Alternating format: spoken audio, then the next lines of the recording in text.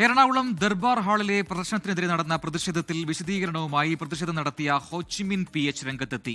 പ്രതിഷേധത്തിൽ ഉറച്ചുനിൽക്കുന്നു. ഹനാൻ ബനാമറിന്റെ കലാസൃഷ്ടി പച്ചത്തെറിയാണ്, സ്ത്രീവിരുദ്ധവും Dalit വിരുദ്ധവുമായ പ്രദർശനമാണെന്നും Ho Chi Minh PH 24-നോട് പറഞ്ഞു.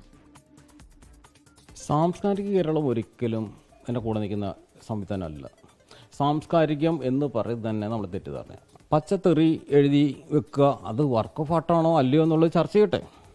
പക്ഷെ അവിടെ കണ്ടത് മുഴുവനും നമ്മളൊക്കെ കുറേ വർഷങ്ങളായിട്ട് നമ്മൾ ഇന്നത്തെ പ്രാക്ടീസ് ചെയ്യുന്ന ആളുകളാണ്.